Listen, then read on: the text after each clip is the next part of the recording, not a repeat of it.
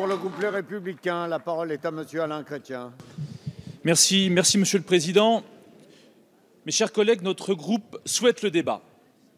Notre groupe souhaite y voir plus clair sur les intentions du gouvernement, puisque sur un sujet aussi grave, un sujet aussi important, nous regrettons l'improvisation juridique du gouvernement qui nous propose des textes changeants tous les 48 heures, tous les 72 heures, ou en tout cas régulièrement, au point que plus personne ne comprend vraiment ce que souhaite le gouvernement. D'ailleurs, le Premier ministre l'a évoqué tout à l'heure, de nouveaux amendements nous seront proposés dans les heures qui viennent.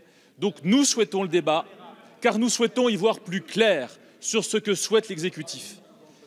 Monsieur le Premier ministre, vous avez à de nombreuses reprises évoqué le rassemblement des Français derrière ce sujet si important.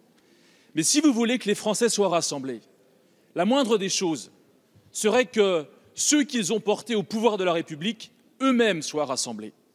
Et lorsqu'on voit cette majorité si fragmentée, si divisée, si explosée, comment voulez-vous que les Français soient rassemblés, Monsieur le Premier ministre, lorsqu'ils voient que ceux qu'ils ont portés au pouvoir n'arrivent pas à se rassembler sur des sujets aussi importants? Vous êtes aux responsabilités, vous avez l'ardente obligation de montrer aux Français votre union sur des sujets aussi importants. Donc, Monsieur le Président, nous souhaitons que le débat continue, un débat sain, un débat important, et le Parlement ne doit pas se voir confisquer un débat aussi important pour l'avenir et sur les droits fondamentaux de nos compatriotes. Merci, monsieur Chrétien. Pour le groupe socialiste